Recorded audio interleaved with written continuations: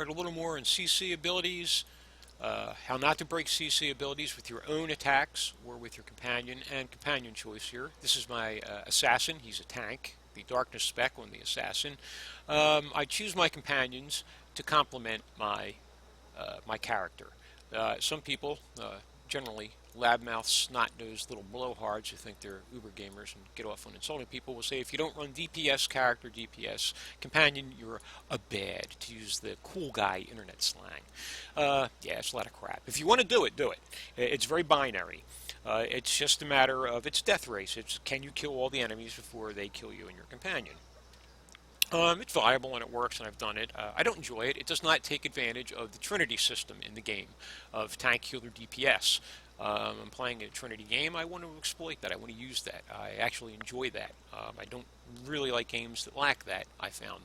I tend to choose the companion that does what I cannot do. I can do damage, and I can generate threat, and I can pretty much take damage as a tank. So I want a companion who's going to heal. If I'm using a DPS companion, I probably want a healer. I may occasionally want a tank. If I'm a healer, I want a DPS or tank companion. I mean, to me, running DPS is almost like running healer. You can do it. I've actually done it. I've experimented with this stuff just to see how the hell it works. I just don't see the point to it. I don't see the advantage. It's just not fun for me, and ultimately I play for fun.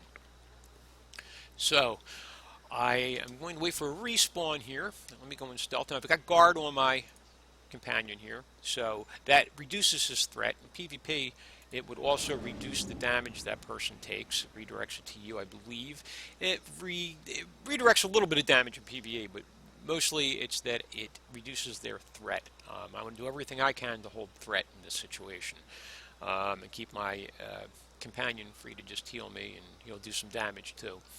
Now I'm waiting for a respawn of these enemies here. Hopefully it'll happen. What I will do is I will find the strongest enemy, a silver elite, a gold. I will put him to sleep with Mind Trap. It's Mind Maze on the Shadow.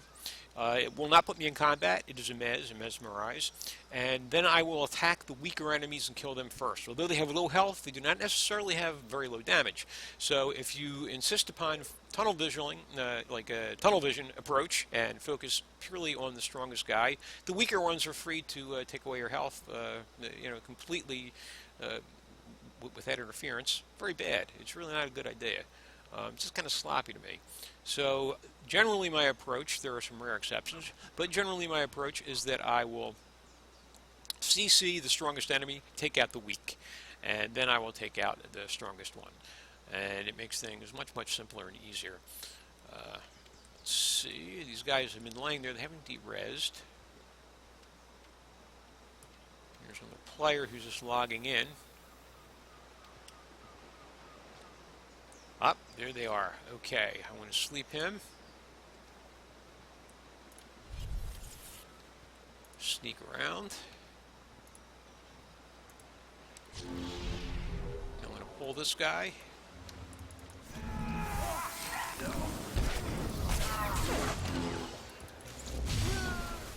Now they're dead. Now I'll go after this guy. I'm going to put up my Dark Ward again.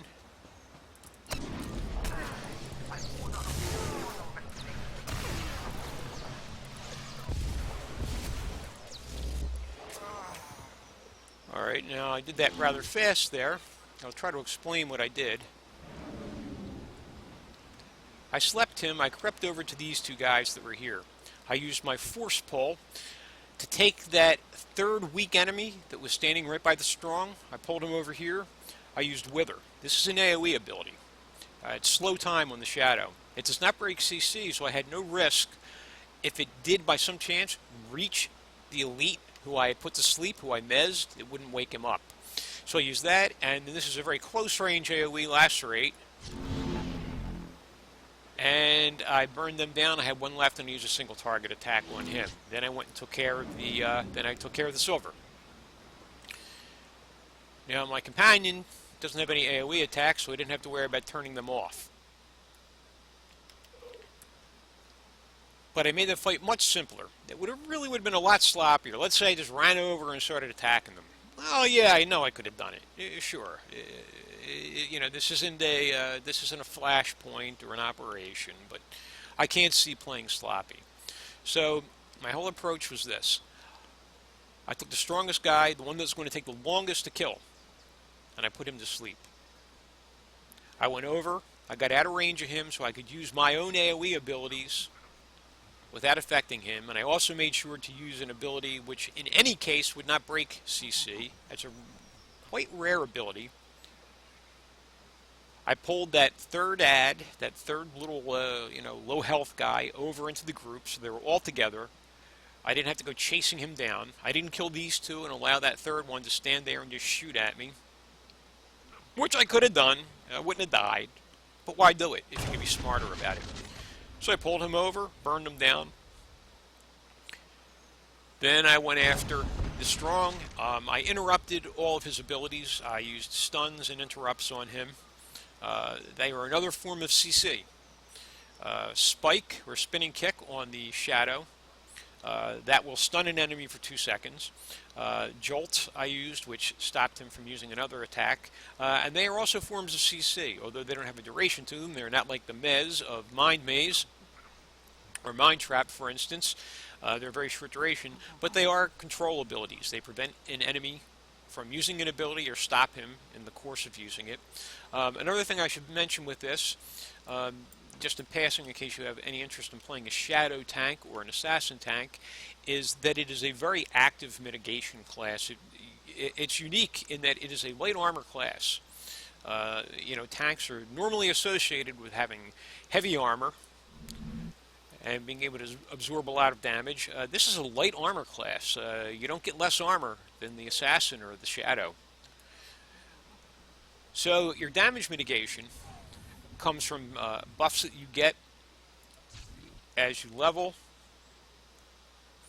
Like right here at level 56, this increases your stealth detection level by 2, so you become more stealthy. Defense by 2%, shield absorption by 4%, so on and so forth. So you get some passive buffs in there, but you must be very active with things. And this is your main one right here, Dark Ward. You want to keep this up when it wears off, when the cooldown is off. Ideally, you wait a few seconds and then you use it again. Cooldown's almost done. It will last a few seconds longer than the cooldown. But I often, once it goes on cooldown, I just hit it again sometimes. In normal gameplay, if you're not doing hard mode flashpoints and operations, it's not that much of a problem. But you want to keep that up. So you do have to play kind of a little more actively on an assassin tank and a shadow tank than you would on a Vanguard tank or Power Tech tank or a Guardian tank or a Juggernaut tank, the Immortal tank. But surprisingly, despite being a light armor class, I found it to be a pretty good tank. It's a pretty fun tank. I enjoy the play style. So hopefully you're able to gain anything from that, gain something from this. I do approach this as if people looking at it are very new to the game.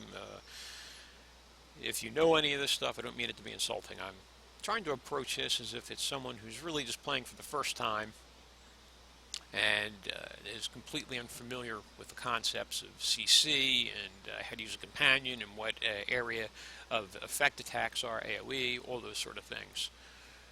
So that's my little video on the Assassin CC.